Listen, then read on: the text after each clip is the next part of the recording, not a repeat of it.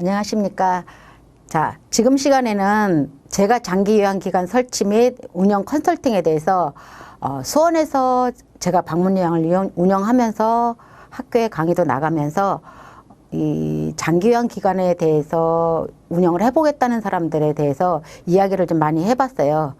그러다 보면 사실은 문을 막상 열었을 때, 센터를 열었을 때 하는 운영도 중요하지만은 실제로 시작을 하기 전에 어떻게 해야 될지가 더 많은 고민들을 하시더라고요. 그래서 이번 시간에는 설치에 대해서 설치를 먼저 잘 한 다음에 장소 섭외라든지 이런 것을 잘 한 다음에 그다음에 운영을 할 수 있는 그쪽으로 같이 넘어갈 수 있도록 한번 전반적인 것을 다시 한번 얘기를 해보겠습니다. 왜냐하면 현장에서 경험을 하면서 했던 이야기를 가지고 이야기를 해볼 것이니까요. 조금 이렇게 얘기가 조금 길어질 수도 있고 하겠지만은 잘 들어두시면 틀림없이 제가 장기요양기관을 해야 되겠다, 운영을 해봐야 되겠다 하는 사람한테는 틀림없이 도움이 될 것입니다. 그래서 이번 시간에는 제가 장기요양기관이란 그럼 무엇인가에 대해서 먼저 보겠습니다. 자, 죄송합니다. 제가 장기요양기관이라는 것은 가정으로 요양보호사들을 파견하는 곳이에요. 근데 그럼 파견하는 곳이 무엇이냐 이렇게 했을 때 노인성 질환으로 인하여 어떻게 해요? 등급을 받으신 어른들한테 가서 어떻게 그 노인들을 위해서 요양보호사 선생님들이 신체활동, 정서적인 활동 아니면 가사활동 등을 지원해 주는 거예요. 그래서 요양보호사를 파견하는 기관이다 이렇게 얘기를 해요. 그래서 모르는 사람들은 그렇게 얘기를 해요.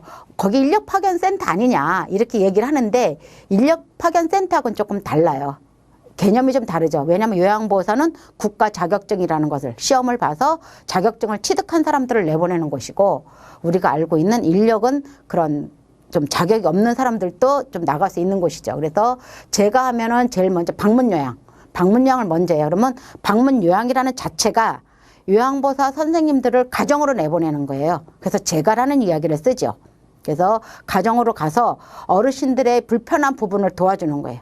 불편한 도움을 주다 보니까 어떻게 해요? 일상생활을 잘 할 수 있도록 도와준다라는 거예요. 그러다 보면은 아마 이거를 하겠다고 생각하셨던 분들은 아실 거예요. 무슨 가정부로 취급을 받느냐, 파출부로 취급을 받느냐 이런 얘기를 많이 들어보셨을 거예요. 그거하고는 조금 개념은 좀 달라요. 가서 정말로 그 어르신들한테 제가 처음에 이 방문요양센터를 운영을 할 때 가장 힘들었던 부분이 그거예요. 선생님들을 파견을 내보내면 어른들이 처음에는 잘 몰라요. 모르다 보니까 어떻게 해요? 가정부 취급을 하고 파출부 취급을 하고 좀 그래요. 근데 지금은 10년이라는 세월이 흘렀기 때문에 좀 많이 그런 건 없어졌어요. 많이 없어져서 어른들도 선생님들을 존중해주고 또 반대로 선생님들도 어른들은 존중해주고 하는 많은 풍토가 많이 바뀌었어요. 근데 이제 가장 힘든 것 중에 하나는 어른들은 아무리 그래도 옛날 생각에 더 많이 잡혀 있으세요. 그러다 보니까는 나를 와서 도와주니까 어떻게 해요? 뭐든지 다 해줘야 된다라고 생각을 해가지고 선생님들을 좀 힘들게 하기는 해요. 힘들게 하긴 하는데 그래도 많이 좋아졌어요. 초창기 때, 제가 초창기 때 했을 때만 해도 그 시기에는 정말 파출부 취급, 가정부 취급을 많이 했지만 지금은 서로 윈윈하는 도와주는 사이다라고 생각을 해서 많이 하고 있어요. 그래서 방문요양을 먼저 설치를 할 때는 방문 목욕도 같이 설치를 해요. 방문 목욕을 같이 설치를 해야만이 어떻게 어르신들이 목욕이 필요하다라며 같이 목욕을 해줄 수 있는 그런 구조를 가지고 있기 때문에 방문 목욕도 같이 한다라는 거죠. 그렇지만은 지금은 또 많이 주간보호라든지 아니면 복지원고 아니면 뭐 요양원까지 같이 하지만 지금 시간에는 제가 가장 쉽게 우리 사회복지사들이나 아니면 요양보호사로서 5년 이상을 하신 분들은 방문요양이나 방문목욕이 아무래도 조금 편안하죠. 먼저 편안한 것부터 시작을 하시면서 경험을 쌓고 주간보호 아니면 요양원까지 더 나갈 수 있어요. 하지만 처음부터 주간보호나 요양원까지 한다라는 것은 조금 범위가 너무 넓어진다라는 거죠. 그래서 이번 시간에는 제가 장기요양기관 즉 말하자면 방문요양과 방문목욕을 어떻게 하면 내가 잘 설치할 수 있는가. 설치를 먼저 해야만이 어떻게 해요? 운영도 잘 할 수 있는 거예요. 설치하기 전에 운영을 어떻게 할 것인가부터 먼저 고민을 한다라면 못하죠. 못하기 때문에 먼저 그러면 설치를 어떻게 해야 되느냐부터 한번 보겠습니다. 보면은 먼저 설치를 하기 위해서는 서류가 많이 들어가야 돼요. 그래서 사업계획서부터 시작을 해서요.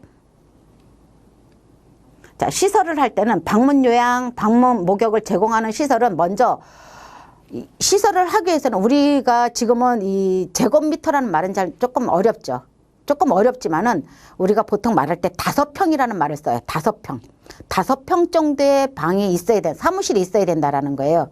물론 각 지역에 사시는 곳마다 달라요. 공무원들이 결정하는 건 다르지만 5평이라는 기준은 똑같아요.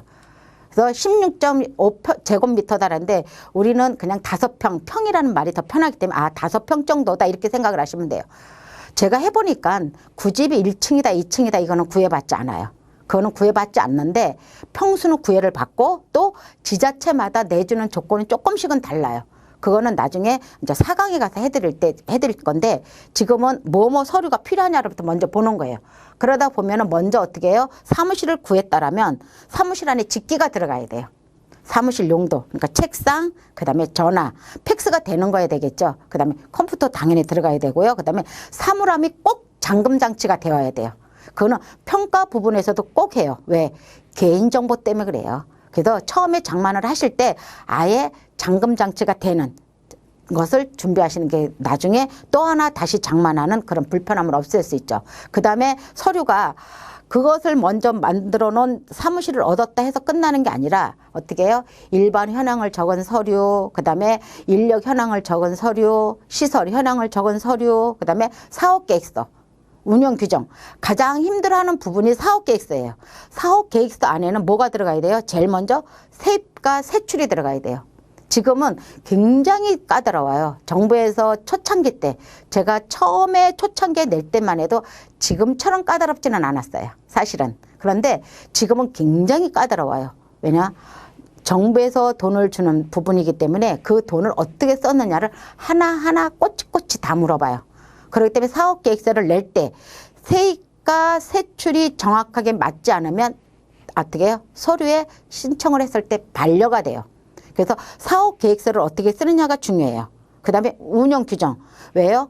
운영규정에 따라서 선생님들 아니면 센터를 어떻게 운영할 것인가를 보기 때문에 운영규정을 적은 서류도 중요하단 말이에요. 그래서 2번째 시간과 3번째 시간에 이 사업계획서와 운영규정에 대한 것을 자세하게 어떤 내용이 들어가야 되고 어떤 내용은 필수다 하는 것을 세밀하게 해드릴 거예요. 그래서 이번 시간에는 전반적으로 제가 장기 요양 기간이라는 것은 어떻고 설치를 하기 위해서는 어떤 부분이 먼저 필요하구나라는 것을 어떻게 조금 인지를 하고 가자라는 거예요. 그래서 서류가 꼭 필요하다. 그렇지만 제일 먼저 뭐를 해야 된다? 사무실을 먼저 얻어야 된다라는 거예요. 그렇지만 얻기 전에도 먼저 얻어놓고 시작을 하시는 건 아니에요. 제가 처음에 컨설팅을 했을 때 제일 실수한 게 그거였었어요. 사무실을 먼저 얻어놓고 이걸 먼저 잘못 말했던 거예요. 처음부터 사무실을 얻어놓는 건 아니에요. 서류를 먼저 갖추고 먼저 어떻게 해요? 알아봐야 돼요. 그 장소에서 과연 할 수 있는지 없는지를 지자체마다 다 다르다라는 것을 유념하셔야 돼요. 처음에 제가 실수했던 부분이 그거예요. 그래서 이 부분을 강조해 드리는 부분이거든요. 그래서 5가지 서류는 필요하다라는 것을 알고 가시고요. 그 다음에 그러다 보면 어떻게 해요? 사업계획서 안에는 뭐가 들어가느냐? 일단 어떻게 나중에 세세하게 보더라도 조금 어떤 게 들어가는지는 좀 보자라는 거예요. 그래서 먼저 사업 목적이에요.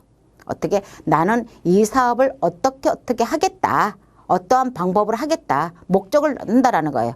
내가 방문 요양에 대해서 어떤 어르신에게 누구를 보내겠다라는 목적을 적고요. 그 다음에 어떻게 운영을 하겠다. 운영 규정 안에도 들어가지만 사업계획서 안에도 들어가요. 그 다음에 어떤 시설이다.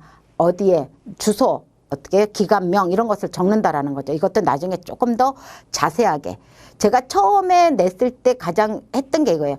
이렇게 서류가 앞에서 얘기했던 그 5가지 서류 있으면 돼. 그것만 갖다가 그냥 신고하면 돼 하는데 사업계획서를 어떻게 적고 운영규정을 어떻게 적어야 되는지를 전혀 감을 못 잡는 거예요. 그래서 지금은 감을 잡을 수 있게 요 강의만 잘 들으면 계획서는 정확하게 잡아서 어떻게 해요? 들고 손에다 들을 수 있도록 해드릴 수 있다라는 거예요. 그래서 것이 다 들어가야 된다라는 거예요. 그래서 시설 현황, 그 다음에 담당 업무, 즉 사회복지사는 어떤 일을 할 것이냐, 요양보호사는 어떤 일을 할 것이냐. 우리가 생각할 때는 간단해요. 그냥 사회복지사니까 사회복지사 역할하면 되지. 요양보호사는 그냥 집에 파견하면 되는 거 아니야? 그렇지 않다라는 거예요.